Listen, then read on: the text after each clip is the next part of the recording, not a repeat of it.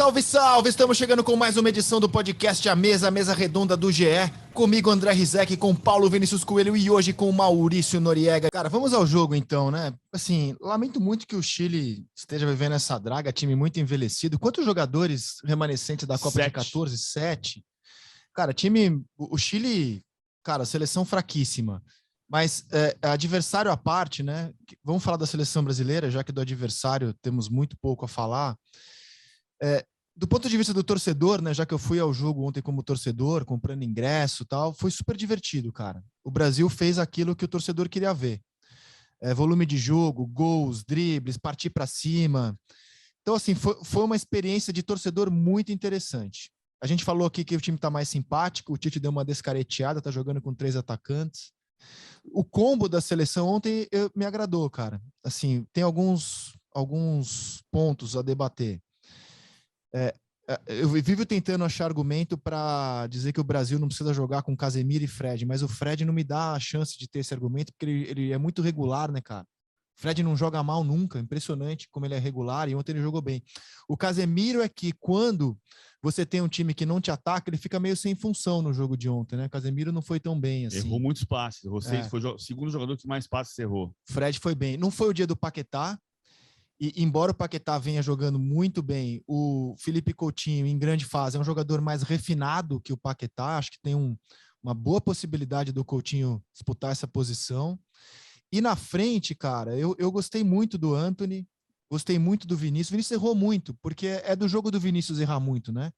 Ele tenta muito, ele parte muito para cima, ele ainda toma decisões erradas, mas dentre as muitas decisões que tomou, teve muitos acertos também, e o Vinícius fez o seu melhor jogo com a camisa da seleção brasileira.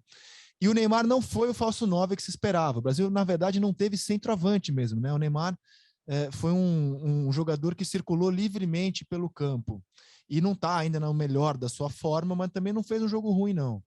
Eu achei bem positivo o jogo de ontem, cara. E vocês? E você, PVC? Eu acho que foi um jogo, tem uma diferença que você estava no estádio, eu estava vendo pela televisão. Tem um envolvimento que eu tive um envolvimento mais frio em relação ao jogo por estar na televisão. Mas, e a minha opção foi ficar na televisão porque tinha o jogo do Corinthians também. O fato é que, assim, eu acho que o Brasil errou muito. Foi um primeiro tempo de dificuldade de imposição pela posse de bola. O Chile atrasou a marcação com 3 zagueiros e 2 laterais muito baixos. O Brasil, em muitos momentos, tinha 4 contra esses 5, não tinha superioridade numérica, não entrava na área do Chile, criava muito pouco, teve 2 finalizações até que veio a jogada do pênalti. Foi pênalti, não era um pênalti cara do gol, né? O Neymar estava para o lado esquerdo, não ia sair a jogada, não ia sair o gol naquela jogada, o Isla fez a falta. Atuação pavorosa do Isla, velho. E o Neymar cobrou o pênalti para marcar o 16º gol dele, 14º gol dele nesse período de data FIFA, de ciclo 2018-2020 com o Tite. A partir daí clareou um pouco. O Vinícius faz o gol, faz a festa logo depois dentro da sua casa, e o segundo tempo fica mais limpo, até porque teve o gol anulado do Vidal, que permitiu ao Brasil seguir até a entrada do Coutinho. O Coutinho entrou bem no jogo. Acho que o Antony jogou uma boa partida. Eu gosto do Arana porque o Danilo faz o papel de saída de 3 com os 2 zagueiros e o Arana tem mais liberdade para jogar pelo lado esquerdo, mas ele não foi um ponta como eu imaginava que pudesse ser. Não foi Se soltou mais no segundo tempo, né? Ele avançou mais no segundo tempo. O Fred me lembra Mário Filho, escrevendo a coluna cujo nome era Tele, em que Mário Filho escrevia: Tele não para nunca. Dito assim, parece que normal, que todos os jogadores não param o jogo inteiro. Seria assim não fosse Tele. Tele é o ponteiro dos segundos. Não para nunca. É o Fred. É por isso que o Fred joga. Embora a gente quisesse o Paquetá de segundo volante. Não, assim, não é que eu queria, né? Achava que poderia ser uma alternativa para deixar o time mais leve, o Paquetá de segundo volante e o Coutinho no meio. Só que o Fred, cara, ele não joga mal nunca. Impressionante, cara. O Fred é de uma regularidade. Se fosse tirar um volante ontem, era para tirar o Casemiro e o Fred seguir no jogo. Mas e aí, Nori? Então, cara, a minha avaliação do jogo é por melhores momentos, né? Como eu estava em Uruguai e Peru, eu fui ver só depois do jogo que esse jogo acabou, um pouquinho hoje e tal, então já não é uma avaliação mais completa do que aconteceu. Eu acho que a seleção brasileira tem um time muito bom. O Fred, você vê o Fred jogar no clube, depois vê o Fred jogar na seleção, tem algumas diferenças, mas ele é um jogador que ainda pesa sobre ele a questão de tudo que aconteceu em 2018, né? Eu acho que o julgamento que é feito em relação ao Fred tem muito a ver com a não utilização dele na Copa de 2018, a ida dele para a Copa de 2018, parecia uma coisa meio de compadrio, e que ele está mostrando hoje que ele tem bola para jogar na seleção. Eu acho que a seleção brasileira é a seleção que está tentando se soltar, tem algumas situações interessantes, por exemplo, pelo que eu vi dos melhores momentos, né, repito, você vê um Danilo chegando mais solto para o fundo, né, um jogador que passa normalmente muito pouco, ontem passou bastante. A atuação do Neymar como uma espécie de coordenador de criação no meio-campo, em vários momentos, foi interessante.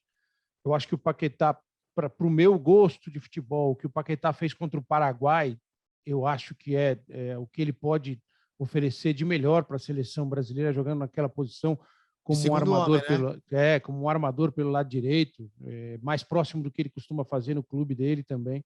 Então, essas situações estão se apresentando. Seleção, meus amigos, eu acho assim, Copa do Mundo é um negócio meio traiçoeiro, né? Cheio de surpresas, cheio de decepções. Eu acho que a observação do treinador e da comissão técnica e a tomada de decisão rápida é que faz o sucesso ou o fracasso numa Copa do Mundo.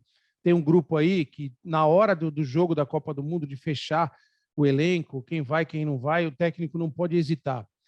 Às vezes ele trabalhou com os caras um ciclo de 4 anos, tem as preferências dele, mas esses caras não estão bem naquele momento.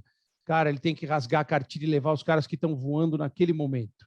São 30 dias fundamentais, né? 30 dias que mudam a história de uma geração, mudam a história do treinador, dos jogadores. Então, e muitas vezes a convicção ela é inimiga do cara na Copa do Mundo. Não sei se vocês concordam com isso. Eu acho que, cara, 20 dias, uma semana antes da Copa do Mundo, cara, pô, tentei esse cara aqui 4 meses, ele jogou demais, agora ele está numa fase boa. Um abraço, põe o cara que está voando, porque vai ser naqueles 30 dias que a coisa vai se resolver. E o Tite tem essa possibilidade agora. Eu acho que tem muita gente chegando, muita gente dando opções que ele não tinha há 1 ou 2 anos, e o vacilo não pode acontecer. Tá aí a Itália para mostrar para a gente, né? Tem aquela coisa de, pô, achamos o time, campeão europeu. Cara, não sei o PVC, que é muito mais ligado nessas coisas aí de arquivo, de contextualização histórica. A Itália, saindo do Brasil para a Itália agora, ela me lembrou muito o que aconteceu com a seleção brasileira da Copa das Confederações de 2005 para a Copa do Mundo de 2006. Muito, muito. Ganhamos a Euro, pá, vem Copa do Mundo, que chegou a vez da Itália. E aconteceu isso aí. Então, a tomada de decisão do Tite, ela tem que ser em prol do momento, eu acho. Vai chegar a hora que ele vai ter que fechar o time da Copa do Mundo com os caras que estarão jogando bem naquele momento. Não adianta pensar no passado. Nori, PVC, amigos do podcast A Mesa, ficamos por aqui. Que seja um fim de semana com muita paz, saúde, esperança e amor para vocês. Estamos de volta na segunda-feira.